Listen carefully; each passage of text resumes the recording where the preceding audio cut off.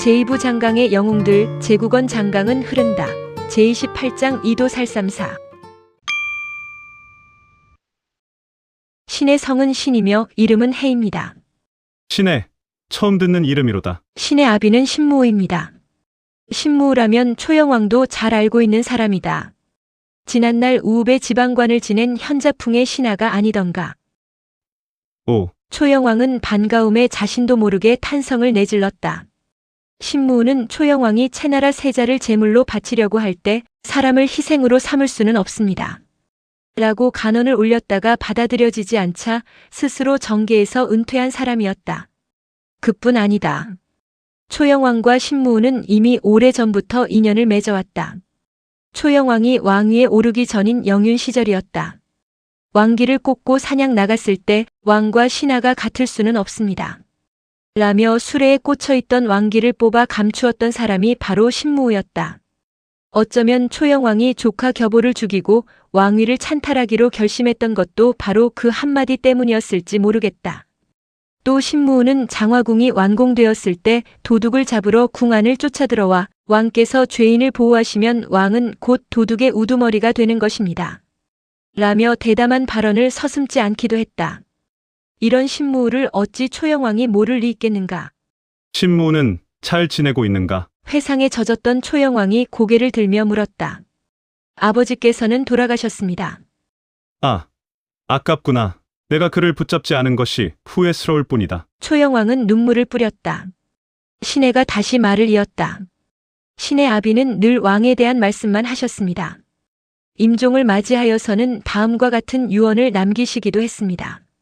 나는 왕에게 2번이나 죽을 죄를 지었으나 왕께서는 나를 벌하지 않으셨다. 다음 날 혹 왕이 곤란한 처지를 당하시거든 너는 목숨을 바쳐 충성하라. 그 뒤 신혜는 영성에 반란이 일어나고 웅비가 새로이 왕위에 올랐다는 소식을 들었다. 신혜는 아버지 신무호의 유언을 떠올리고 즉시 초영왕이 머물러 있는 건계 땅으로 향했다. 초영왕을 돕기 위해서였다. 그러나 초영왕은 이미 건계를 떠난 뒤였다. 다시 수레를 돌려 여기저기 찾아 헤매다가 한수 강변까지 이르게 되었던 것이다. 이제 하늘의 도움으로 이곳에서 왕을 뵙게 되었습니다. 지금 사방에는 군사들이 새카맣게 깔려 있습니다.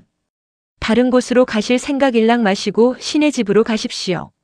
보잘것없는 집이지만 여기서 그다지 멀지 않으니 저의 집에 머물며 앞날을 도모하시기 바랍니다. 초영왕은 감격했다. 자리에서 일어나려고 했으나 배가 고파 일어날 힘이 없었다. 신혜는 수레에서 마른 음식을 꺼냈다.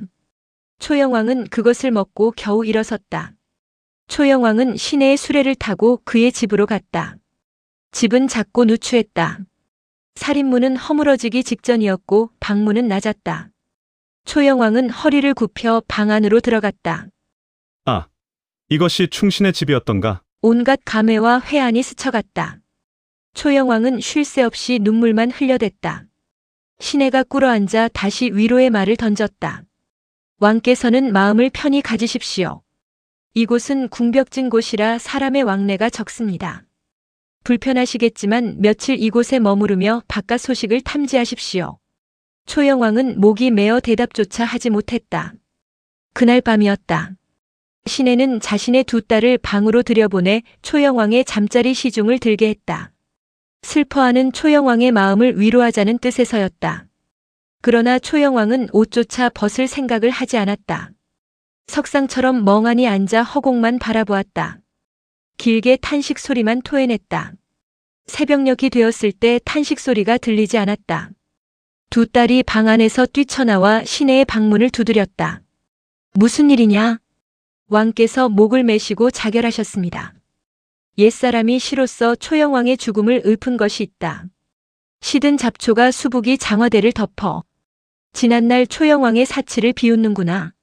내 흙이 마르기 전에 음악소리 그치니 가련타 농가에서 죽을 줄 네 알았으리요. BC 529년 5월의 일이었다. 제위 12년 신혜는 초영왕의 시신을 부둥켜 안고 구슬피 통곡했다. 날이 밝자 손수 시체를 염하고 다시 자신의 2딸을 죽여 함께 양지 바른 곳에다 함께 묻어주었다. 후세 사람이 신혜의 이 행위를 논평한 것이 있다. 초영왕을 급진이 장사 지낸 것은 착한 일이다. 그러나 자기 두 딸을 죽여 순장한 것을 어찌 착하다 할 수 있겠는가. 그 무렵 채공 기질은 투성연, 조오, 하설 등 여러 장수를 거느리고 건개 땅을 향해 달려가고 있었다. 초영왕을 잡기 위해서였다. 도중에 그는 정단과 의상 두 사람을 만났다. 기질이 정단에게 물었다. 그대들은 지금 어디로 가오? 영성으로 가는 중입니다. 왕의 군대는 어떠하오? 따르던 군졸들은 모두 흩어졌고 장수들도 다 도망쳤습니다. 왕은 지금 혼자입니다. 저도 차마 그 모습을 볼 수 없어 그를 버리고 돌아가는 길입니다. 지금 돌아가면 그대들은 처형당할 것이오. 왕을 찾은 후 나와 함께 돌아가는 것이 좋을 것이외다. 기질은 방향을 바꿨다. 정단과 의상을 앞세워 자량 땅을 향해 달리기 시작했다. 그곳 일대를 샅샅이 수색했으나 초영왕의 흔적은 찾을 수가 없었다. 죽었을까 살았을까? 기질은 불안했다. 그럴 때 촌사람 하나가 관과 옷을 가지고 와 바쳤다. 사흘 전 강가 버드나무 가지에 이런 것이 걸려 있었습니다. 초영왕의 관과 옷이 분명했다. 너는 왕을 보았느냐? 보지 못했습니다. 기질이 다시 초영왕을 찾기 위해 출발하려 할 때였다. 신복 부하 조오가 가까이 다가오더니 속삭였다. 초왕이 관과 옷을 버린 걸 보면 형세가 무척 다급했던 모양입니다. 따르는 시종 하나 없었다고 하니 아마도 지금쯤 어느 산골짜기나 시궁창에 처박혀 죽었을 것이 분명합니다. 그러니 더 이상 찾을 필요 없습니다. 그보다도 더 급한 것이 있습니다. 급한 일이라니 무엇이요? 채공께서는 겨우 사마직을 얻기 위해 채연 군사를 동원하셨습니까? 이대로 가면 웅비가 새로운 법령을 펴 민심을 수습할 것입니다. 그러면 우리가 지금까지 애써온 일이 다 수포로 돌아갑니다. 웅비가 왕의 자리를 굳히기 전에 그 자리를 빼앗자는 꼬드김이었다. 기질의 얼굴빛이 달라졌다. 어찌하면 좋겠소? 쉬운 일입니다. 지금 영성 사람들은 초왕이 죽었는지 살았는지 알지 못해 불안에 떨고 있습니다. 이 기회를 이용해 채공께서는 우리 군사 100여 명을 패잔병처럼 가장시켜 영성으로 먼저 들여보내십시오. 그런 후 초영왕이 대군을 거느리고 돌아오는 중이다. 채공 기질은 패하여 전사했다. 라고 소문을 퍼뜨린다. 그러면 웅비와 흑괭은 초영왕에게 보복당할 것을 두려워하여 자살할 것이 분명하다.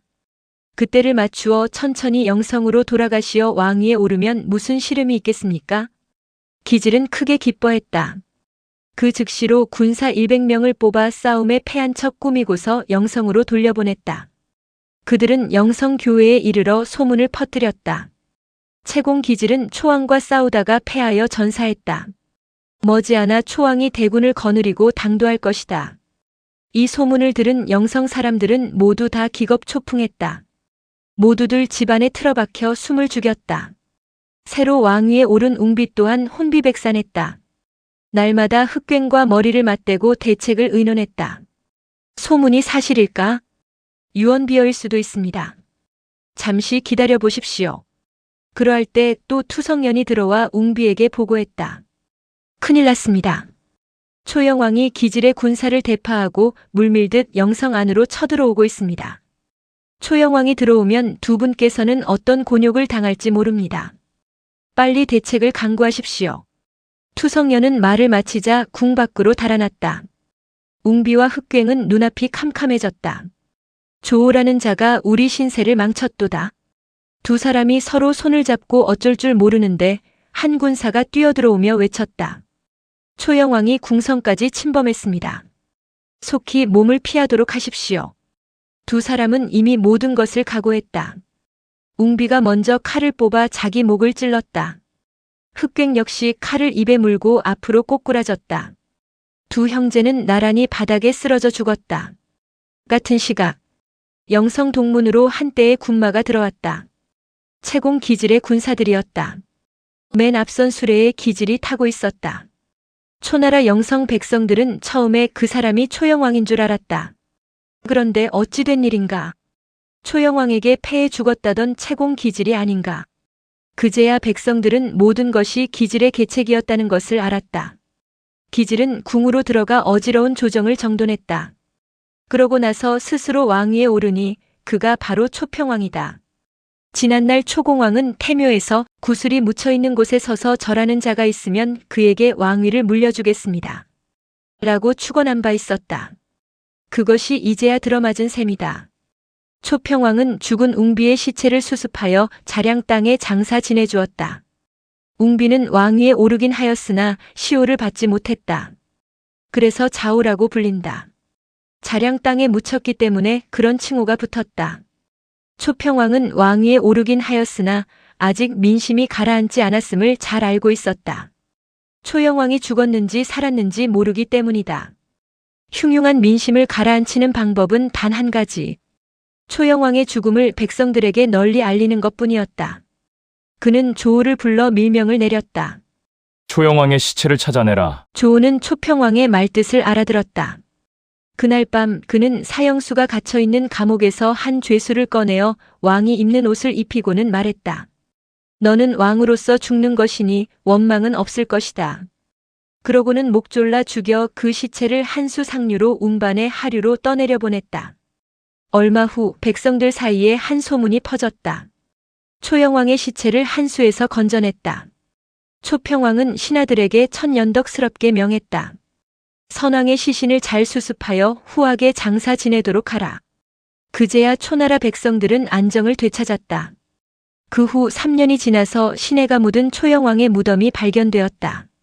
초평왕은 친히 가서 절하고 다시 초영왕을 장사 지냈다. 초영왕은 조카 겨보를 죽이고 왕위에 올랐다. 그런데 말년의 아들인 세자 노기 숙부인 초평왕에게 살해당하고 그 자신은 농가에서 목을 메고 자살하는 비운을 맞이했다. 초평왕은 이런 그에게 영이라는 시호를 붙여주었다. 비극적인 죽음을 맞이한 왕이라는 뜻이다. 한편 서나라를 공격하던 사마독은 서성을 포위하긴 하였으나 겨울이 지나도록 별 전과를 올리지 못했다. 그런 중에 영성의 변란이 일어나고 초영왕이 죽었다는 것을 알았다. 그는 더 이상 싸울 의욕을 잃었다. 서성에 대한 포위를 풀고 일단 귀국하기로 결심했다. 그러나 운이 다했던 것일까? 귀국 도중 예장 땅에 이르렀을 때 오나라 공자광의 습격을 받고 전사하고 말았다. 초평왕은 자신의 즉위에 공이 큰 사람들에게 논공 행상을 실시하고 조정을 개편했다. 먼저 투고거토의 후손인 투성년을 영윤에 임명했다. 양계를 좌윤으로 삼고 그관을 우윤으로 삼았다. 원사, 원월 등은 다 대부로 삼았다. 세대 교체였다.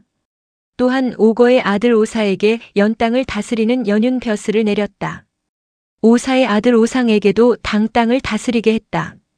그 외 원계강, 정단 등 초영왕 시절의 신하들도 지난날의 벼슬을 그대로 유지하게 했다. 마지막으로 1등 공신이라 할 수 있는 조오, 채우, 관종 등에게 벼슬을 내렸다. 먼저 관종에게 물었다. 그대는 무슨 벼슬을 원하는가? 신의 집안은 대대로 복관이었습니다. 신은 복윤이 되기를 원합니다. 복윤은 곧 태복이다. 이로써 관종은 복관의 우두머리가 되었다. 다음은 조오와 채유를 불렀다. 그러나 두 사람은 다 초나라 벼슬을 사양하고 본국인 채나라로 돌아가기를 원했다. 초평왕이 의아하여 물었다. 그대들은 어찌하여 과인과 함께 부귀영화를 누리려 하지 않고 돌아가기만을 고집하는가? 조오와 채유가 눈물을 글썽이며 대답했다. 원래 우리가 왕을 도와 군사를 일으킨 것은 채나라를 독립시키기 위한 일념에서였습니다. 이제 왕께서는 보위에 오르셨습니다. 하지만 우리 채나라 종묘 사직은 아직도 제사를 받지 못하고 있는 형편입니다. 그러니 신들이 무슨 면목으로 초나라 조정에 설 수 있겠습니까? 지난날 초영왕이 인심을 잃은 것은 욕심이 많고 침략을 일삼았기 때문입니다. 반대로 왕께서는 욕심을 버리셨기 때문에 보위에 오르실 수 있었습니다. 만일 왕께서 천하 폐업의 꿈을 가지셨다면 먼저 우리 채나라와 진나라를 독립시켜 주십시오. 그러면 가히 천하 폐업을 이루실 수 있을 것입니다. 그대들의 말이 옳도다. 초평왕은 그 자리에서 승낙했다. 이로써 진나라와 채나라는 다시 독립국이 되었다. 진나라는 세자 언사의 아들 공손호가 진해공의 뒤를 이어 군위에 올랐다. 그가 진해공이다. 채나라는 세자 은의 아들 공손여가 채영공의 뒤를 이어 군위에 올랐다. 그가 채평공이다. 진나라는 망한 지 5년 만의 일이었고 채나라는 나라를 잃은 지 2년 만의 해방이었다. 초평왕의 이러한 조치는 중원 여러 나라들로부터 큰 환영을 받았다. 진 채나라 사람들은 물론 초나라 백성들까지 초평왕을 칭송했다. 초영왕으로 인해 고목이나 다름없었던 초나라는 초평왕이 즉위하면서 다시 새잎이 돋아나는 형국이 되었다. 사기궁을 지은 이후 진나라의 권위는 눈에 띄게 떨어졌다. 진평공에 이어 진나라 군위에 오른 진소공 역시 큰 포부를 품은 군주는 아니었다. 그는 무사제일주의였다. 진소공은 지난날의 업적을 유지하는 것으로 만족했다. 예전의 진나라가 아니다. 진나라를 한번 다녀온 중원의 제후들은 한결같이 이런 생각을 품었다. 이런 미묘한 변화를 가장 먼저 눈치챈 것은 진나라 세력을 거머쥐고 있는 귀족들이었다. 이대로 가다가는 천하는 다시 사분오열될 판이었다. 다행인 것은 경쟁국인 초나라의 내분이었다. 초나라가 어지러운 틈을 타 다시 중원을 추스려야겠다. 진소공은 중원을 둘러보았다.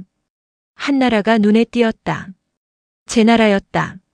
최근 들어 제나라는 부쩍 강성함을 보이고 있었다. 그들과 손을 잡고 영향력을 높일 필요가 있었다. 제나라 군주를 초빙하는 것이 어떨까? 좋은 일입니다. 제나라가 순순히 우리 뜻에 따라만 준다면 우리는 남방도 도모할 수 있습니다. 진소공은 재경공에게 사자를 보냈다. 먼 길이지만 특별히 오시어 우호를 다짐이 어떠하겠습니까? 그 무렵 제나라는 내정을 완전히 다지고 군사력 증대에 온 힘을 쏟아붓고 있던 때였다. 재경공은 자연히 타국의 움직임에 많은 관심을 기울였다.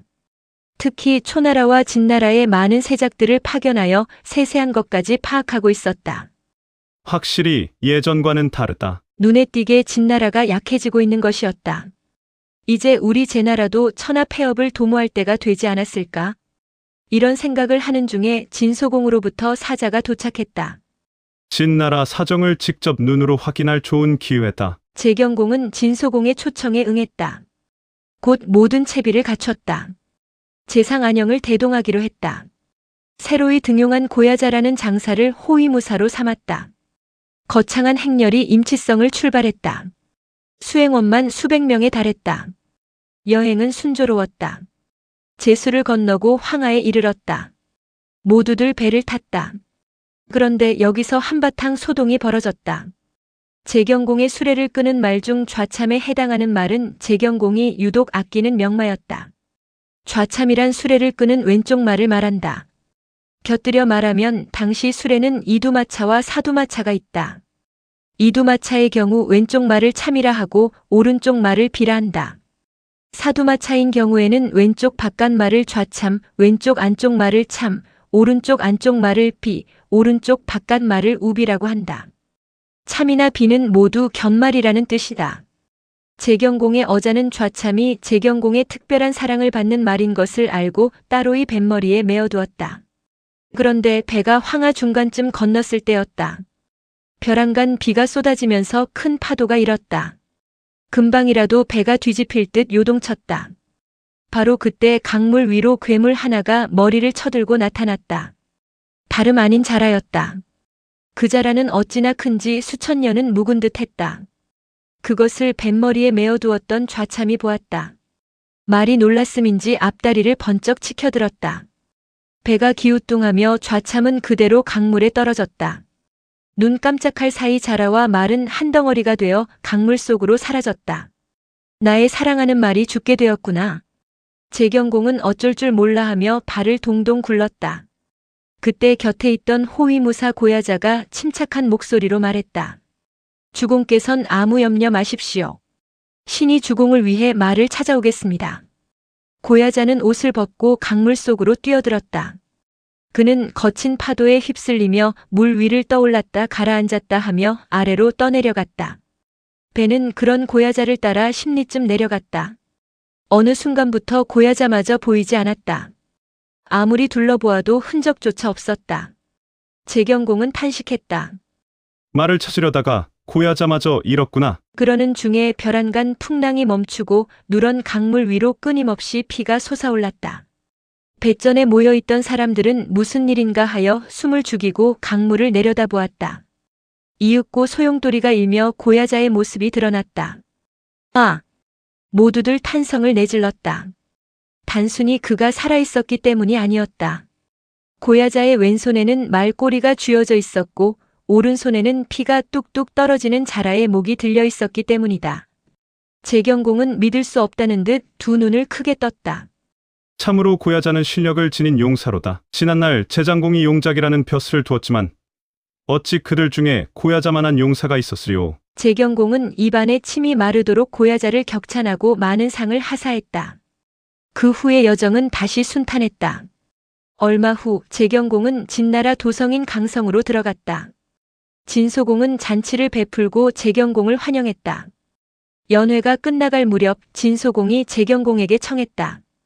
여흥으로 투호놀이를 하는 것이 어떻겠습니까? 좋습니다. 투호란 작은 항아리에다 화살을 던져넣는 놀이를 말한다. 주로 궁중에서 즐겨 했다. 좌우 사람들은 뜰에다 호를 설치하고 진소공과 재경공에게 각각 화살을 바쳤다. 진소공이 먼저 화살을 던질 자세를 취했다. 곁에 서 있던 진나라 대신 순호가 덕담을 올렸다. 술은 횟수만큼 많고 고기는 산처럼 쌓였습니다. 주공께서는 부디 화살을 호 속에 던져 넣으시어 천하 제후를 통솔하소서.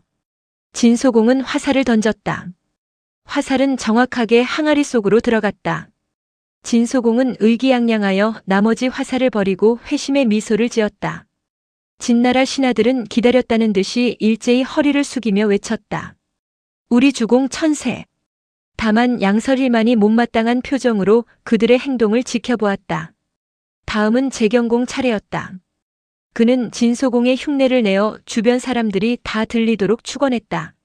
술은 황하만큼 많고 고기는 태산만큼 쌓여있도다. 이 화살을 호에 넣어 과인이 진우를 대신하여 천하를 일으키리라. 화살을 던졌다. 그 화살 역시 정확하게 호 속에 들어갔다. 재경공은 껄껄 웃으며 나머지 화살을 땅바닥에 버렸다. 동시에 제나라 수행원들이 땅에 엎드리며 외쳤다. 우리 주공 천세. 순간 진소공의 안색이 변했다. 순호 역시 굳은 표정으로 재경공에게 항의했다. 군우의 말씀은 잘못입니다. 오늘 군우께서 우리나라에 오신 것은 우리 주공이 천하 제후들의 맹주이시기 때문입니다. 그런데 우리 주공을 대신하여 천하를 일으키겠다는 것은 무슨 말씀이십니까? 안영이 재경공을 대신해서 대답했다. 맹주란 어느 한 나라에게 정해져 있는 것이 아니오. 오직 덕이 있는 분만이 천하를 통솔하게 되어 있소. 옛날에 우리 제나라가 폐업을 이뤘을 때 진나라는 우리나라를 대신해서 천하 폐업을 이루지 않았소. 지금도 진나라가 덕이 있다면 어느 나라가 따르지 않겠소. 그러나 만일 진나라가 덕이 없다면 남만인 초나라나 오나라인들 천하 패권을 잡지 못할 이유가 없소. 하물며 우리 제나라가 어찌 패권을 잡지 못하리요. 그러자 양설일이 나서서 순호의 경솔함을 타박했다. 우리 진나라는 이미 천하 맹주국이거늘 설사 주공께서 화살을 호에 넣지 못하더라도 폐업과는 아무런 상관이 없는 일이었소. 애초에 그런 축원을 하는 것이 아니었소. 순호는 얼굴을 붉히고 한 구석으로 물러섰다. 진소공과 재경공의 친선 회담은 그렇게 끝이 났다. 며칠 후 재경공은 호기롭게 제나라로 돌아갔다. 진나라 조정의 분위기는 어딘가 침울했다. 진소공도 표정이 밝지 못했다. 양설일이 모든 신료가 모인 자리에서 말했다. 모든 제후들에 대해 우리 진나라의 위력을 보이지 않으면 우리는 폐업을 잃고 말 것입니다. 사방에 통지를 보내어 회맹을 가지십시오. 그리하여 진소공은 위나라 평구 땅에서 회맹을 갖자고 각 제후들에게 통지했다. 평구는 오늘날의 산동성 서부 장원 일대다. 그는 이번 회맹에서 진나라의 막강한 군사력을 자랑함으로써 중원 제후들을 위압할 작정이었다. 진나라의 모든 병차를 동원하라. 아울러 양설일의 동생 양설부를 새로이 사마에 임명했다. 양설부는 전국을 돌아다니며 병차 4,000승을 징집했다. 병차 4,000승이면 병사 수로는 최소한 30만에 달했다. 그것만으로 부족하다고 느꼈음인지 진소공은 주경왕에게 사자를 보내어 왕실에서도 사람을 보내라고 청원했다. BC 529년 7월 위나라 평구 땅에 유례없는 대군이 몰려들었다. 진소공은 4,000승의 병차와 30만의 대군을 모두 위나라 땅으로 들여보낸 것이었다. 지금까지의 수많은 회맹 중 최대 규모였다. 얼핏 보면 회맹이 아니라 침공처럼 보일 정도였다. 이 때문에 위나라 땅은 진나라 군사로 가득했다. 중원의 제후들도 왕실의 주경왕도 이 소식을 듣고 깜짝 놀랐다. 참석하지 않았다가는 무슨 화를 당할지 몰랐다. 모두들 겁을 먹고 평구 땅으로 모여들었다. 주경왕의 대리인 유헌공을 필두로 제, 송, 노, 위, 정, 조, 거, 주 등 설, 기, 소주나라 등 12개국 제후가 참석했다. 이윽고 대회가 시작되었다. 양설일이 진소공을 대신하여 앞으로 나가 외쳤다. 미병지회 이후 초영왕은 신의를 지키지 않았다가 스스로 죽음을 취했습니다. 이제 우리 주공께서는 진문공의 천토대회를 본받아 중원의 여러 나라를 위로하실 생각입니다. 바라건대 모든 나라 제후들께서는 함께 입술에 피를 바르고 신의를 굳게 맹세하십시오. 알겠소. 여러 제후들이 머리를 숙이며 대답했다. 그러나 재경공만은 안 잊고 온 생각에 고개를 꼿꼿이 쳐들고 아무 대답도 하지 않았다. 양설일이 재경공을 향해 물었다. 제공께서는 우리와 동맹 맺기를 원하지 않으십니까? 재경공이 대답했다. 이 모든 제후가 친나라를 맹주로 여기고 있는데 굳이 다시 맹약할 필요가 무엇이소? 언제는 복종하지 않아서 회맹을 가졌던가요? 만일 제 나라가 맹세를 거절하신다면 우리 주공께서는 4,000승의 병차에 깃발을 꽂게 하실 수도 있습니다. 병차에 깃발을 꽂는다는 것은 곧 무력 행위를 말함이었다. 양설일의 말이 끝났을 때였다. 벼랑간 북소리가 울리더니 주변을 에워싸고 있는 진나라 영체에서 커다란 깃발이 숲처럼 일어섰다. 재경공은 그 깃발을 보고 겁을 먹었다. 모든 나라가 맹세를 하겠다는데 과인만이 어찌 빠질 수 있겠소? 이리하여 맹약의 절차가 시작되었다. 진소공이 맨 먼저 입술에 피를 바르고 그 뒤로 재경공, 송원공 등이 차례대로 맹세했다. 유헌공만은 주경왕의 대리인이었기 때문에 증인의 자격으로 그 자리에 섰다. 맹약을 마치고 났을 때였다. 거의 두 나라 임금이 진소공에게 하소연했다. 걸핏하면 노나라가 우리나라로 쳐들어오기 때문에 우리나라는 망할 지경에 이르렀습니다. 우리가 진나라의 공물을 바치지 못하는 것은 오로지 노나라 때문입니다. 진소공은 위엄을 발휘할 때라 생각하고 노소공을 불러내어 꾸짖고 노나라 재상 개손이여를 잡아다 군막 안에 감금했다. 평구 해맹은 끝났다. 진소공은 개손이여를 강성으로 끌고 가 계속 가두었다. 이때 노나라 공자 해백이 강성까지 따라가 은밀히 진나라 대신 순호에게 말했다. 우리 노나라는 거의 두 나라보다 큰 나라 이외다. 만일 진나라가 노나라를 괄시하면 우리 주공은 제나 초나라에 붙을 것이 분명하오. 그리 되면 진나라에 무슨 이득이 있겠소? 진나라가 개손이여를 계속 구금한다면 진나라는 노나라를 잃을 것이오. 순호는 은근히 걱정이 되어 재상 한기에게 이 말을 전했고 실권을 잃은 한기는 양설일에게 순호의 말을 전했다. 이에 양설일이 진소공에게 간했다.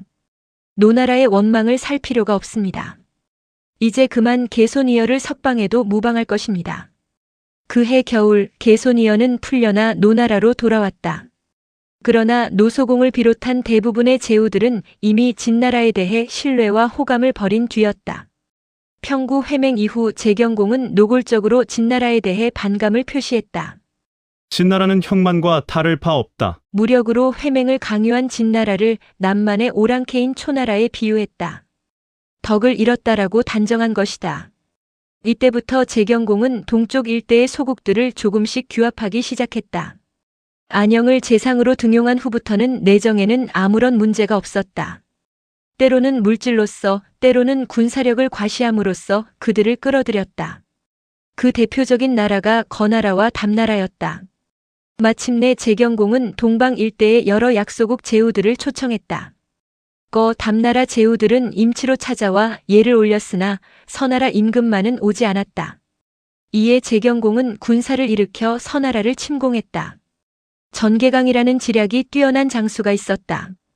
그를 대장으로 삼아 서나라로 밀고 들어갔다. 전개강은 기묘한 복병 전술로서 서나라 군대를 대파하고 포수라는 땅까지 진격했다. 포수는 서나라 영토로 지금의 안희성 사연 일대다. 포수 전투에서도 전개강의 활약은 두드러졌다. 연전연승이었다. 서나라 장수 영상을 목베어 죽이고 군사 500여 명을 사로잡았다. 서나라 임금은 대경실색했다. 즉각 사신을 보내어 화평을 요청했다. 재경공은 그 요청을 수락하고 내친 김해 담나라 군주와 거나라 군주를 초청하여 포수에서 맹약을 맺었다. 이때 서나라 군주는 화평 선물로 갑보의 가마솥을 재경공에게 바쳤다. 갑보란 고대에 존재했던 나라로 산동성 금양 부근에 위치했었다고 한다. 이로써 재경공은 동방의 패자로 자처하게 되었다. 진소공과 신하들은 이 사실을 알았지만 감히 제나라를 문책하지 못했다. BC 526년 재경공 22년의 일이었다. 그해 진소공이 재위 6년 만에 죽고 그 아들 거질이 새 군주에 올랐다. 그가 진경공이다. 이때 진나라는 귀족 육경이 강성해지고 공실은 거의 상징적으로만 남아있을 뿐이었다. 그나마 육경조차도 내분의 기미를 보였다. 이러한 진나라의 쇠락은 재경공에게 있어서는 혹이라 할 수 있었다. 나는 동방의 패자다. 날이 갈수록 제나라의 중원에 대한 영향력은 강화되었다. 서나라를 평정하고 돌아온 재경공은 장수 전개강의 공로를 크게 치하했다. 지난날 황하에서 큰 자라를 죽인 고야자와 함께 오승지빈으로 대우했다.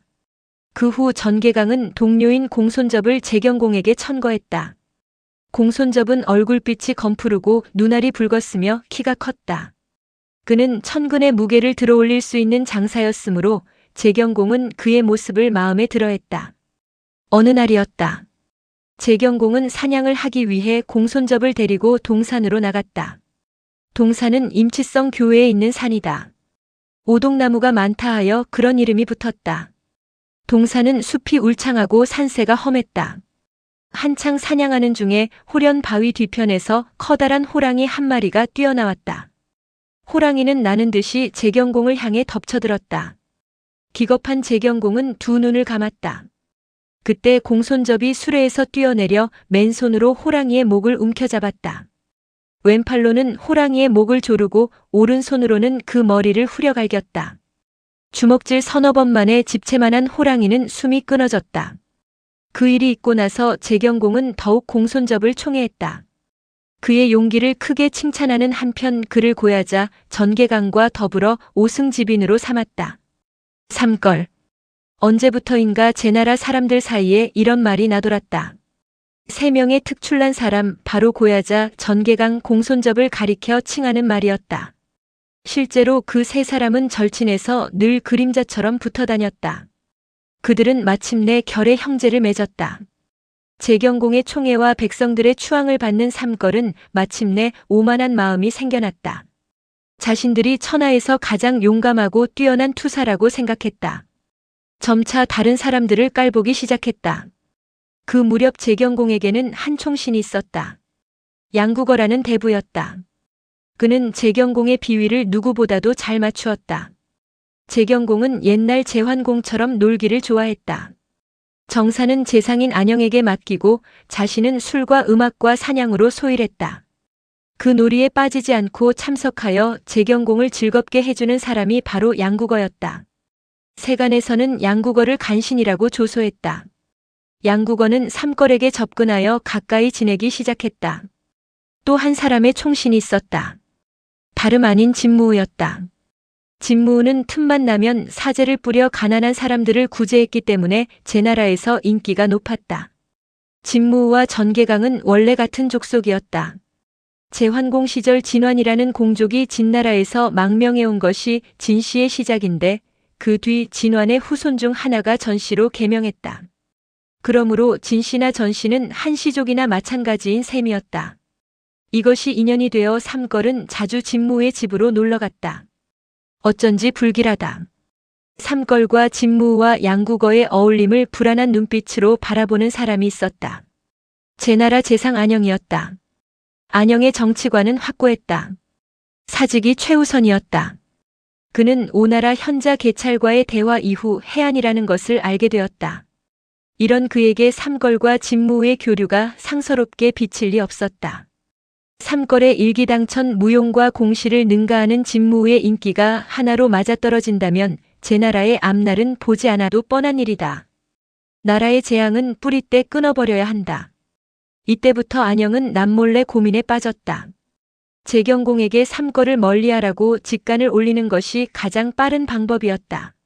하지만 그는 그러한 자신의 뜻을 선뜻 밝히지 못했다. 재경공이 그의 말을 들어주지 않을 경우 도리어 삼걸에게 원한만 산다는 것을 잘 알고 있었기 때문이다. 그런 중에 좋은 기회가 찾아왔다. 평구 회맹 이후 노나라는 진나라에 대해 호감을 잃었다. 제나라가 부쩍 강성해지자 노소공은 재경공과 가까이 지내기 위해 친선 방문을 자청했다. 재경공으로서는 바라던 바였다. 노소공을 맞이하여 잔치를 벌이고 극진히 접대했다. 노나라 신하 대표로는 숙손착이 참석했고 제나라 신하 대표로는 안영이 참석했다. 그 잔치 자리에서였다. 재경공과 노소공은 전각 위에 올라 술잔을 교환했고 계단 아래로는 전개강, 공손접, 고야자 등의 무사가 한치의 틈도 허용하지 않고 호위하고 있었다. 두 임금이 얼큰이 취했을 때였다. 안영이 취웅에 젖은 듯 재경공에게 아뢰었다. 바야흐로 후원에 심어놓은 금도가 익을 시절입니다. 두 군우께선 금도를 맛보시고 상수하십시오. 금도는 복숭아의 한 종류이다. 금도? 좋지요. 재경공은 정원을 담당하는 관리를 불러 명하려 했다. 그러자 안영이 다시 재빨리 말했다. 금도는 구하기 어려운 소중한 과일입니다. 신이 원리와 함께 가서 직접 따오겠습니다. 안영이 자리에서 일어나 후원으로 나갔다. 그 사이 재경공이 노소공에게 금도에 관해 설명해 주었다. 재영공 때였다. 동해에 사는 백성 하나가 큰 시를 하나 가지고 와서 말했다. 이것은 만수금도라는 복숭아 시입니다. 해외에 나갔다가 구해왔습니다. 본래 이름은 반도라고 합니다만 금빛이 돈다 하여 금도라고도 합니다. 재영공은 그 시를 진상받아 후원에 심었다. 그 후 30여 년이 지났지만 매년 잎과 가지만 무성할 뿐 열매는 한 번도 맺지 않았다. 그런데 재경공대에 이른 그 해 열매 몇 개가 열렸다. 재경공은 그것을 아끼는 의미에서 후원으로 통하는 문을 봉쇄하고 잘 익기를 기다리는 중이었다. 이제 노공께서 이렇듯 왕림하셨으니 특별히 노공과 함께 맛보고자 합니다. 큰 광령입니다. 노소공이 감사의 뜻을 표하고 났을 때 안영이 원리를 앞세워 금도 6개를 쟁반에 놓아가지고 와닫혔다. 복숭아는 크기가 주발만했고 빛은 숯불 같았고 향기는 코를 찔렀다. 보기에도 진귀한 과일이었다. 재경공이 안영에게 물었다. 6개뿐이요. 서너 개 더 있으나 아직 덜 익었습니다. 그래서 우선 잘 익은 것만 골라 따왔습니다. 재경공과 노소공은 금도 1개씩을 먹었다. 그들은 독특하고 비상한 맛에 연신 찬탄을 금치 못했다. 재경공이 말했다. 과연 듣던 바테로다. 내가 알기로 노나라 숙손대부의 어짐은 그 명망이 사해에 떨치고 있다 하오. 이번에 먼 길을 오느라 수고 많았으니 이 복숭아 하나를 맛보오. 숙손착이 겸양하며 대답했다. 황공하오나 신이 어찌 제나라 재상 안자의 어질물 만분지 1이나 따를 수 있겠습니까? 그 복숭아는 제나라 재상께 하사하십시오. 신은 먹을 자격이 없습니다. 그럴 것 없이 두 사람이 하나씩 맛보면 되질 않소. 재경공은 복숭아를 안영과 숙손착에게 하나씩 내려주었다. 두 사람은 복숭아를 받아 먹고 감사의 절을 올렸다. 이제 쟁반에는 2개의 금도만이 남았다. 이것이 바로 안영이 노리던 바였다. 그는 다시 재경공에게 아뢰었다. 아직 금도가 2개 남아 있습니다. 주공에게는 하늘을 찌를 듯한 용맹스런 무사들이 많이 있습니다. 그중 천하제일이라고 여겨지는 무사에게 금도를 내리시어 그 용맹을 널리 알리는 것이 어떻습니까? 재경공은 좋은 생각이라며 안영에게 지시했다. 계하에 있는 신하들로 하여금 자신의 공적을 아뢰게 하되 재상께서 그 경중을 가늠하여 복숭아를 내리도록 하오. 안영은 재경공의 분부를 받들어 2개의 복숭아를 들고 계단 아래로 내려갔다. 여러 호위 무사들을 향해 외쳤다. 그대들 중 자신이 가장 용맹스럽고 나라에 기여한 공이 크다고 생각되는 용사는 앞으로 나오시오. 내가 공적을 들어보고 주공을 대신하여 이 복숭아를 내려주겠소. 그러자 3걸 중 하나인 공손접이 앞으로 나서며 외쳤다. 지난날 나는 주공께서 동산에서 사냥하실 때 주공께 덤벼드는 호랑이를 맨손으로 때려잡은 일이 있습니다. 이 정도면 어느 누가 나를 천하제일이라고 하지 않을 수 있겠습니까? 안영이 고개를 끄덕이며 대답했다. 죽음을 무릅쓰고 주공을 보호했으니 그 공로가 크고 크도다. 그러고는 복숭아 하나를 집어들어 공손접에게 건네주었다. 공손접은 의기양양하여 복숭아를 입안에 넣고 씹었다. 이제 남은 금도는 하나. 전개강의 눈빛이 예사롭지 않게 빛났다. 그는 재빨리 한 걸음 앞으로 나서며 자신의 공을 말했다. 호랑이를 때려 죽인 것은 기이할 것 없습니다. 나는 국군이 달려있는 서나라와의 싸움에서 2번씩이나 복병을 내어 승리를 거두었으며 그 적장을 목베고 적군 500명을 사로잡았습니다. 제 나라가 오늘날 동방의 패자국으로 설 수 있었던 것은 오로지 나의 공이라 할 수 있습니다. 이만하면 가히 복숭아를 먹을 수 있지 않겠습니까? 안영은 두말할 필요도 없다는 듯 전개강에게 복숭아를 내주었다. 순간 개하의 호위 무사 중 얼굴이 벌겋게 달아오르는 사람이 있었다. 다름 아닌 삼골 중 하나인 고야자였다. 이것이 단순한 복숭아라면 아무 문제될 것이 없다. 그런데 이 복숭아의 의미는 달랐다. 천하제일의 용사를 상징하는 복숭아가 아닌가. 더욱이 이제 복숭아는 없다. 졸지의 공손접과 전개강은 재경공과 노소공이 보는 앞에서 천하제일의 용사로 인정받는 것이었다. 고야자는 두 사람의 행동이 괘씸하기도 하고 가소롭기도 하였다. 이 사실이 세상에 알려지면 그는 세상 사람들 앞에 얼굴을 들고 다닐 수가 없다는 치욕감에 사로잡혔다. 그는 분노를 참지 못하고 성큼 한 걸음 나서며 두 사람을 향해 외쳤다. 일찍이 주공께서 황하를 건너실 때 커다란 자라가 나타나 주공이 아끼시는 말을 물고 물속으로 끌고 들어간 적이 있다. 그때 나는 헤엄칠 줄도 모르면서 강물로 뛰어들어가 자라와 싸우며 물길을 거슬러 올라간 것이 일백보요. 물길을 따라 내려간 것이 굴이었다. 그리하여 자라를 잡아 죽이고 주공의 말을 빼앗아왔다. 이때 사람들은 나를 일러 하백이라고 칭송하기를 아끼지 않았다. 내 어찌 그대들에게 힘이나 용맹스러움이 뒤진다 할 수 있겠는가. 그대들은 어서 복숭아를 내놓아라. 그러고는 두 사람을 노려보는 것이 당장에라도 칼을 뽑아들 기세였다. 분위기가 삽시간에 살벌해졌다. 안영이 재빨리 재경공에게 아뢰었다. 듣고 보니 고야자의 용맹이 두 장수보다 10배는 더 높습니다. 그러나 복숭아는 이제 없습니다. 우선 고야자에게 술을 한 잔 내리시고 복숭아는 내년에 하사하십시오. 재경공이 고야자를 불러 위로했다.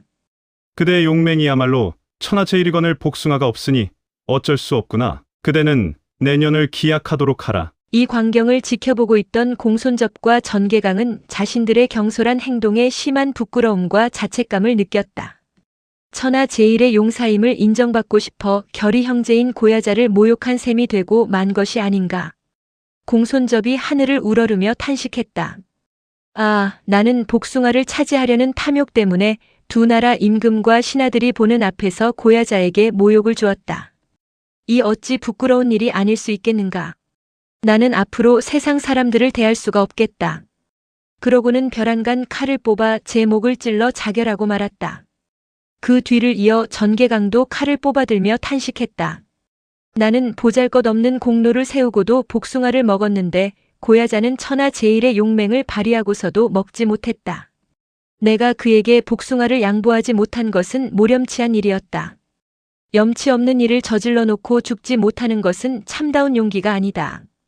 그 역시 자기 목을 찌르고 죽었다. 이 광경을 옆에서 바라보고 있던 고야자는 비로소 정신이 들었다. 그는 자신 때문에 두 사람이 죽은 것을 깨닫고 두 눈을 부릅뜬 채 하늘을 향해 외쳤다. 부끄럽고 부끄럽구나. 남을 부끄럽게 하면서까지 나의 이름을 높이려 했던 것 또한 불의임을 어찌 몰랐던가. 이제 두 용사는 죽었다.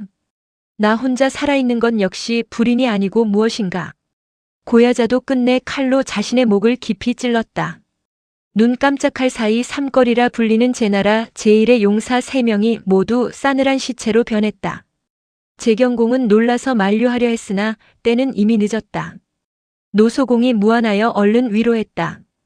과인이 듣건대 제나라의 삼걸은 천하에 복이 드문 용사들이라던데 참으로 아까운 일입니다.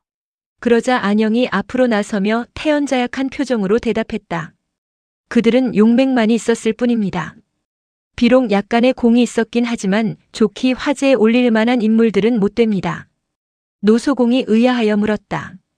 제 나라에는 이런 용기 있는 장수들이 또 있다는 말이오. 이따뿐이겠습니까? 가만히 앉아서 국위를 만리밖에 떨치게 하는 장상만 해도 수십 명은 됩니다. 저들의 죽음이 제 나라 앞날에 무슨 영향을 미치겠습니까? 안영의 대답에 노소공은 제 나라를 더욱 두려워하게 되었다. 이렇게 해서 안영은 장차 있을 화근을 미연에 방지하였다. 하지만 아무것도 모르는 재경공은 삼걸의 죽음을 몹시 애석히 여겼다. 그래서 그는 태산 근처 양보산 아래의 탕음리라는 곳에 공손접 전개강 고야자의 시신을 묻고 후하게 장사 지내주었다. 이것이 바로 이도 삼살사의 유래다. 복숭아 2개로 새 용사를 죽이다. 기발한 계책을 써서 큰 효과를 올리는 경우에 쓰이는 말이다. 안영이 남긴 일화 중 가장 유명한 일화이기도 하다. 양보음이라는 노래가 있다. 산동성 일대에 전해 내려오는 민요다. 그런데 이 노래는 후한시대의 명재상 제갈공명의 애창곡이다. 공명은 어려서부터 이 노래를 즐겨 불렀다. 어른이 되어서도 틈만 나면 입에 올렸다. 이 때문에 제갈공명이 지은 노래라는 주장까지도 제기되었다. 공자의 제자인 증자가 검은 고곡으로 지었다는 설도 있다. 태산 기슭에서 농사를 짓던 증자가 어느 날 눈이 심하게 내리는 바람에 집으로 돌아갈 수 없게 되자 걱정할 부모를 생각하며 지었다는 것이다. 그러나 역시 양보음은 산동성 일대의 전통 민요라고 여기는 것이 타당할 것 같다. 그 노래의 내용은 다음과 같다. 제 나라 성문을 걸어 나오니 아득히 탕은 마음이 바라다 보이네. 마을에 무덤 셋이 있는데 이것이 저것 같고 저것이 이것 같구나. 묻노니 이것이 누구의 무덤인가? 전강과 고야자의 무덤이로다. 힘은 능히 남산을 밀어낼 만하고 또한 땅마저 끊어버릴 수가 있었도다. 그런데도 하루아침에 참언을 당해 복숭아 2개로 새 용사가 죽음을 당했네. 누가 그런 꾀를 내었는가? 제 나라 재상 안자이여라. 이도 삼살사의 유래는 춘추자 시전이나 사기에는 나오지 않는다. 안자 춘추에만 전해올 뿐이다. 이 때문에 이것을 역사적 사실이라고 여기는 사람은 별로 많지 않다. 안자 춘추 역시 후대에 지어진 책이라는 설이 강하기 때문이다. 하지만 단순히 꾸며진 얘기라고 단정짓기에는 너무 성급하지 않을까? 꼭 이대로는 아니겠지만 이와 비슷한 일이 실제로 있었을 것이라고 생각한다. 춘추시대는 이런 시대였다. 삼걸이 허망하게 죽고 난 이후 재경공은 우울했다. 동방의 패자라는 한계를 넘어서 바야흐로 천하를 노리고 있던 때가 아니던가. 장차 누구를 믿고 썸터에 나설 것인가? 이런 재경공의 마음을 짐작하고 안영이 한 사람을 천거하였다. 이 사람이라면 능히 죽은 삼걸을 합해 놓은 것보다도 월등할 것입니다. 그런 인재가 우리 제나라에 있었단 말이오. 전양저라는 사람입니다. 그가 쓴 문장은 능히 사람을 감동시키고 그의 무력은 가히 10만 대군을 위압할 수 있습니다. 천하의 보기 드문 명장의 재능을 갖춘 사람입니다. 전양저. 처음 듣는 이름이구려. 그럴 수밖에 없습니다. 전양저는 전개강과 같은 일족이긴 하지만 서출이기 때문에 전시들로부터 대단치 않게 여겨져 왔습니다. 그래서 그는 경천동지할 재주를 지니고 있으면서도 동해가에 은거하고 있습니다. 주공께서 천하를 다스리고자 원하신다면 반드시 그를 불러 쓰셔야 합니다. 그런 훌륭한 인물을 어찌 지금 천거하는 게요? 훌륭한 인물은 자기가 섬길 군주를 선택할 뿐만 아니라 그 신하들도 살펴본 후 벼슬길에 오릅니다. 전양저 같은 현자가 어찌 전개강이나 고야자 따위와 함께 어깨를 나란히 하려고 했겠습니까? 이제 삼걸이 죽었으니 주공께서 부르시면 전양저는 기꺼이 달려올 것입니다. 그때 마침 변방의 관리로부터 급한 보고가 들어왔다. 진나라 위씨가 우리나라 삼걸이 죽었다는 것을 알고 군사를 일으켜 우리나라의 동아 땅과 견 땅을 침범해 들어오고 있습니다. 또한 북쪽의 연나라가 이에 호응하여 하상으로 쳐들어오고 있습니다. 서둘러 구원군을 보내주시지 않으면 큰 피해를 당할 것이 분명합니다. 진나라 위씨라는 것은 위서를 말한다. 이때 진나라는 6시족이 서로 암투를 벌이고 있었는데 그 와중에 위서가 자신의 세력을 공고히 하기 위해 연나라와 짜고 제나라 북방을 공격한 것이었다. 동아는 아라고도 하는데 지금의 산동성 양곡현 동북쪽의 아성진을 말하며 견은 산동성 견성현 북쪽 일대이다. 하상은 황하의 남쪽 강변 일대다. 난데없는 진 연합군의 공격에 재경공은 기겁초풍했다. 놀란 눈으로 안영에게 지시했다. 어서 전향절을 초빙해 외침을 막도록 하시오. 안영은 그날로 많은 예물을 가지고 동해로 달려갔다. 안영의 간곡한 청에 전향전은 수레를 타고 임치성으로 올라왔다. 안영의 청에 따라 전시 서출 전향절을 불러들이기는 했으나 재경공은 그의 능력에 대해 전혀 알지 못했다. 공궁으로 들어와 인사를 올리는 전향절을 향해 슬그머니 물었다. 안영으로부터 그대에 관한 명성을 들었소. 그대는 우리 제나라를 위해 무엇을 할 작정이오? 일종의 시험이었다. 전향전은 자세를 바로 하고 자신감 넘치는 음성으로 대답했다. 신은 배운 것이 없는 미천한 자입니다. 다만 예로부터 전해오는 병법을 조금 습득하였을 뿐입니다. 주왕실이 나급으로 옮긴 이래 중원은 하루도 전쟁이 끊긴 날이 없었습니다. 옛 성군들은 인을 근본으로 하고 의를 기둥으로 삼아 나라를 다스렸습니다. 이를 정도라고 합니다. 그러나 오늘날은 정도만으로 나라를 다스릴 수 없게 되었습니다. 그리하여 권도를 행사하게 이르렀습니다. 권도의 대표적인 것이 바로 전쟁입니다. 전쟁은 누구나 꺼려합니다만 이제는 현실이 되었습니다. 신은 주공과 제나라를 위해 전쟁을 수행할 따름입니다. 나는 전쟁이 실수. 그대는 싸움을 하지 않을 방도는 알지 못하는가? 신 또한 전쟁이 싫습니다. 그러나 어쩔 수 없이 남과 싸워야 할 때가 있습니다. 그래서 권도라고 하는 것입니다. 전쟁에는 두 가지가 있습니다. 두 가지란 무엇을 말하며 정의의 전쟁과 불의의 전쟁입니다. 정의의 전쟁이란 어떤 것이오? 소수의 악인을 무찔러서 다수에게 평안과 행복과 기쁨을 줄 수 있다면 그것은 정의의 전쟁입니다. 또 한 나라의 고통받는 백성들을 구원하기 위해 그 나라를 공격한다면 그 또한 정의의 전쟁입니다. 그렇다면 불의의 전쟁이란 어떤 것이오? 소수 인원의 행복과 기쁨을 위해 다수에게 고통과 절망을 안겨주는 싸움은 불의의 전쟁입니다. 자기 나라의 영토를 넓히기 위해 다른 평안한 나라를 침범하는 것 또한 불의의 전쟁입니다.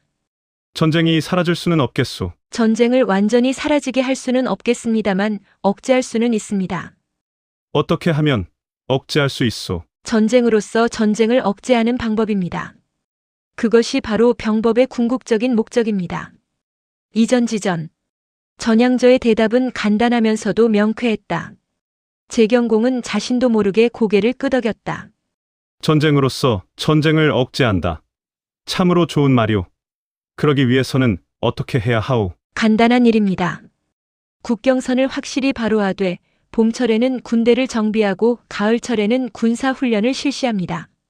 즉 전쟁에 대해 잊지 않고만 있는다면 전쟁을 억제할 수 있습니다. 유비무환이라고나 할까? 당시에는 대략적인 경계만 설정해 놓았을 뿐 명확한 국경선은 없었다. 따라서 국경 일대의 땅은 무법지대라고 할 수 있었다. 늘 싸움이 일어났다. 이것이 확산되면 나라와 나라 사이의 전쟁으로 이어진다. 전향전은 이 점을 지적하고 있었다. 국경선을 명확히 하여 방비를 철저히 해놓음으로써 사소한 싸움을 미연에 방지하자는 것이었다. 나라가 비록 강대할지라도 전쟁을 좋아하면 반드시 멸망에 이를 것이요. 천하가 아무리 태평할지라도 전쟁에 대한 대비를 소홀히 하면 국가는 반드시 위기에 놓인다. 평상시 전쟁에 대한 준비를 해놓지 않으면 전쟁을 막을 수 없다는 주장이었다. 재경공의 질문은 계속되었다. 전쟁에 대한 준비는 어떻게 해야 하오? 법을 엄하게 시행하고 평소 군사들을 철저히 훈련시켜야 합니다. 그렇지 않으면 전쟁이 일어났을 때 적을 이길 수 없습니다. 군법을 바로 세우고 약속을 철저히 이행하고 상벌을 명확히 시행하면 그 나라 군대는 엄정한 분위기가 형성하게 된다. 그러한 군대는 100번 싸워 100번 모두 이긴다. 전향전은 이렇게 말하고 있는 것이었다. 아울러 장수와 병졸이 한 몸의 수족처럼 치밀하게 움직일 수 있도록 평상시 훈련을 해놓아야 한다고 역설하고 있었다. 전향저의 대답은 청산유수처럼 막힘이 없었다. 좋고 좋도다. 재경공은 어느새 전향저의 언변에 빨려 들어가 연신 찬탄에 맞이 않았다. 재경공, 양저를 불러 병사에 관해 담론한 후 크게 기뻐하다. 사마천이 쓴 사기열전의 사마양저편에 나오는 대목이다. 그랬다. 재경공은 전향저를 시험한 결과 대단히 만족했다. 자리에서 일어나 전향저의 두 손을 잡을 정도로 기쁨을 감추지 못했다. 그 자리에서 대장으로 임명하고 병차 500승을 내주어 진연연합군을 무찌르도록 명했다. 전향저가 겸양하며 청했다. 신은 원래 비천한 신분으로 다행히 주공을 모시게 되었습니다. 졸지에 일국의 병권을 맡았기 때문에 장차 신의 명령에 복종하지 않을 사람이 생겨날까 두렵습니다. 바라건대 주공께서 총애하시는 신하 한 사람을 골라 감군에 임명해 주십시오. 감군이란 군대의 감독관을 말한다. 지휘권은 없으나 상벌에 관한 보고서를 올리는 한편 작전의 타당성을 판단하기 때문에 그 권한이 제법 셌다. 재경공은 전향저의 요청을 받아들여 평소 신임하던 장가라는 대부를 불러 감군에 임명했다. 재경공 앞을 물러나온 전향저와 장가는 조문 앞에서 말을 주고받았다. 장가가 물었다. 군대 출발 일시가 언제요? 내일 5시입니다. 군문에서 기다리겠으니 감군께서는 시각을 어기지 마십시오. 알겠소. 두 사람은 헤어졌다. 이튿날이었다. 전향저는 미리 군중으로 들어가 만반의 준비 태세를 갖췄다. 굴리를 불러 지시했다. 뜰에 해시계와 물시계를 설치하라. 늦게 도착한 장수들에게는 군법을 시행하리라. 대부장관은 젊은 나이에 재경공의 총애를 받은 터라 행동이 매우 교만했다. 그는 시골뜨기 출신인 전향저를 대단치 않게 생각하고 있었다. 더욱이 그는 군대를 감독하는 임무를 부여받았기 때문에 자신이 최고인 줄로 생각했다. 그날 아침 그는 무은장도를 기원하기 위해 방문한 친척, 동료들과 함께 술자리를 가졌다. 일종의 송별연이다. 여기까지는 있을 수 있는 일이다. 출발 시간이 임박해서 전향저가 보낸 심부름꾼이 달려왔다. 5시가 가까워 오고 있습니다. 감군께서는 빨리 군문으로 오시라는 대장의 지시입니다. 나는 감군이다. 조금 늦은들 무슨 상관이 있겠는가? 계속 술자리에 앉아 있었다. 전향저는 장대에 서서 해시계와 물시계를 지켜보고 있었다. 이윽고 정오가 지났다. 장가의 모습은 보이지 않았다. 좀 더 기다렸다. 미시 오후 2시경가 되었다. 그런데도 여전히 장가는 나타날 기미를 보이지 않았다. 전향저가 굴리에게 명했다. 깐 해시계의 막대를 치우고 누수, 물시계를 쏟아부어라. 전향저는 장졸들을 집합시켜 놓고 친히 사열에 임했다. 행군시의 주의 사항과 전쟁터에서의 군령을 발표했다. 그러는 사이 해가 서쪽으로 기울었다. 땅거미가 밀려올 무렵 장가가 도착했다. 얼큰이 취해 있었다. 장대 위에 앉아있던 전향저가 굳은 표정으로 장가에게 물었다. 어째서 약속 시간보다 늦은 것이오? 장가가 미안한 표정으로 대답했다. 죄송하게 되었소. 멀리 출정하기 때문에 친척과 친구들이 송별연을 열어주는 바람에 늦었소이다. 모름지기 장수된 자는 명을 받은 날부터 집을 잊어야 하며 군영에 이르러선 육친을 잊어야 하며 북소리에 맞춰 진격할 때는 자신의 몸을 잊어야 하오. 지금 적군이 나라 깊숙이 침범하여 변경 군졸들은 죽어가고 있으며 주공은 잠자리에 들어도 잠을 이루지 못하고 음식을 잡숴도 그 맛을 모르시는 중이오. 그래서 우리에게 삼군을 내주시고 나라의 위급을 구하라 명하신 것이거늘 어느 여가의 친척과 함께 술을 마시며 즐길 수가 있단 말이오. 그러나 장가는 재경공의 신임을 믿고 오히려 언짢은 기색을 보였다. 약간 늦었기로써니 말씀이 지나치시구려. 나는 감군이오. 감군. 순간 전향저가 발을 구르며 외쳤다. 내가 주공의 총애만 믿고 이렇듯 태만하니 장차 적군과 싸울 때 어찌 이를 그르치지 않겠느냐. 그러고는 군정을 불렀다. 군정이란 군대의 법무관을 말한다. 군법의 장수가 약속 시간에 늦게 당도하면 어떻게 처리해야 하는가? 차명에 해당합니다. 그렇다면 저자를 참수형에 처하라. 그제야 장가는 정신이 번쩍 들었다. 얼굴이 사색이 되었다. 슬금슬금 대 밑으로 내려갔다. 그것을 보고 전향저가 다시 한번 가을 서리빨 같은 호령을 내질렀다. 뭣들 하는가? 어서 저자를 결박하여 군문 밖으로 끌어내 목을 참아라. 군졸들이 달려들어 장가를 묶었다. 장가는 이미 제정신이 아니었다. 밖으로 끌려가면서 연신 소리쳤다. 내가 잘못했소. 한 번만 살려주시오. 장가를 따라왔던 집안 식구들이 이 광경을 보고 소스라치게 놀랐다. 그중 머리가 잘 돌아가는 자 하나가 재빨리 궁중으로 달려가 재경공에게 호소했다. 대부장가가 참수형에 처할 판입니다. 목숨을 구해 주십시오.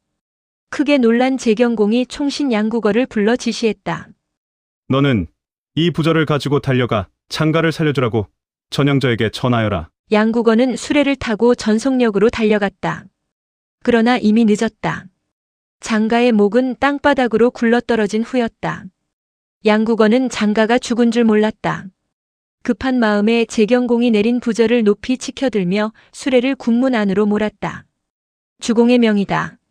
전향저 대장은 장가를 죽이지 마라. 그런데 양국어는 여기서 한 가지 실수를 범했다. 군중에서는 누구를 막론하고 수레를 빨리 몰지 못하게 되어 있다. 그런데도 그는 질풍 같은 속도로 군중을 달린 것이었다. 전향저가 다시 외쳤다. 저 수레를 멈추게 하라. 양국어가 끌려왔다. 전향저가 군정에게 물었다. 군중에서는 수레를 빨리 몰아서는 안 된다. 그것을 어긴 자는 어떤 벌을 받아야 하는가? 군정이 대답했다. 참수형입니다. 양국어의 얼굴이 흑빛으로 변했다. 황급히 허리를 숙이며 변명했다.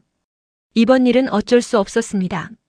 저는 지금 주공의 명을 받고 달려오는 길입니다. 여기 그 증표가 있습니다. 그러고는 재경공이 내린 부저를 보였다. 그제야 전향저는 화를 누그러뜨리는 척하며 말했다. 주공의 명을 받고 온 사자를 죽일 수는 없다. 그렇다고 군법을 굽힐 수도 없다. 양국어의 목을 베는 대신 수레를 부숴버리고 4마리 말 중 좌참을 목 베어라. 타고 온 수레가 박살나고 왼쪽 견말이 자기 대신 죽는 것을 본 양국어는 혼비백산했다. 머리를 움켜쥐고 달아났다. 이 광경을 직접 눈으로 목격한 장수와 군졸들은 누구나 할 것 없이 몸을 떨었다. 이제 전향저의 말 한마디면 행해지지 않는 것이 없었다. 마침내 전향저는 출발 명령을 내렸다. 그러나 행군하는 동안 전향저는 전혀 다른 모습을 보였다. 이때의 모습을 사기의 사마양저 열전편에서는 다음과 같이 묘사하고 있다. 양저는 사졸들의 막사, 우물, 아궁이, 식수, 취사, 문병, 의약 등의 일을 친히 보살피고 장군에게 주어진 재물과 양식을 모두 사졸들에게 베풀어 주었다.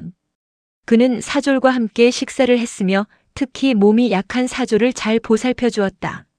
이렇게 3일이 지나자 병자들도 함께 따라가기를 희망하였으며 앞을 다투어 용감하게 나갔다. 소문은 말보다 빠르다. 전향저의 이러한 행동은 국경에도 전해졌다. 전향저의 군사가 접경 지역에 이르기도 전에 진나라와 연나라 군사들은 이 소문을 들었다. 우리가 어찌 이런 군대를 이길 것인가? 그들은 겁을 먹고 일제히 강 건너 북쪽으로 달아났다.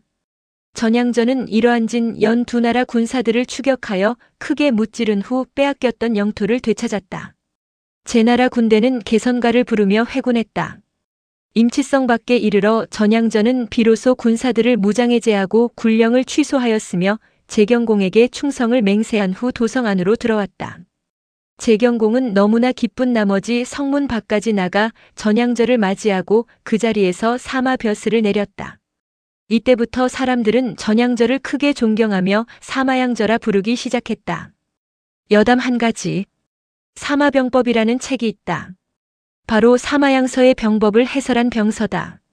물론 이 책은 사마양저가 직접 저술하지는 않았다. 전국시대 제위왕 시절 신하들이 사마양저의 병법을 연구하여 제작한 것이 바로 사마병법 혹은 사마양저병법이다. 그러나 오늘날 많은 사람들은 그 책을 사마양저의 저술로 알고 있다. 본래 사마병법이란 말은 그 이전부터 있었다.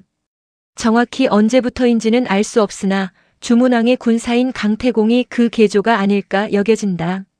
원래 사마란 군사에 관한 정무와 병력 동원 등의 업무를 맡아보는 관직명이다. 그러므로 사마직에 임명된 사람들은 사마법을 익히지 않으면 안 되었다. 일부 뛰어난 사마는 그것을 연구 개발하여 독창적인 사마병법을 만들어냈다. 이에 대해 사마천은 사기를 통해 다음과 같이 밝히고 있다. 사마법의 유래는 매우 오래됐다. 강태공, 손자, 오자 등과 같은 병법가가 이를 계승하여 발전시켰다. 그는 또 사마양저에 대해서도 다음과 같이 언급하고 있다. 예로부터 제후들은 고대의 사마병법을 가지고 있었으나 사마양저만이 그것을 연구하여 발전시켰다. 그것이 바로 사마양저병법이다. 이로 미루어 보아 사마양저병법은 기존의 사마법을 토대로 저술되었음을 알 수 있다. 우리가 잘 알고 있는 손자병법, 오자병법 또한 사마법의 한 갈래임을 짐작할 수 있다. 어쩌면 제나라에서는 사마양저 이후 병법 연구가들이 유행처럼 번졌을지도 모르겠다. 병법서의 대명사라 할 수 있는 손자병법의 저자 손무가 제나라 사람인 것이 어찌 우연이겠는가. 나이 상으로 보았을 때 손무는 사마양저보다 약간 아래로 추측된다. 사마양저가 병법가로서 하루아침에 명성을 떨쳤을 때 손무를 비롯한 수많은 청년들은 초야에 머무르면서 자신들의 꿈을 펼칠 날이 도래하기를 손꼽아 기다리고 있지 않았을까? 이런 면에서 사마양저는 병학의 선구자라 해도 틀린 말은 아닐 듯 싶다. 다음 호는 제29장 오자서의 분노입니다.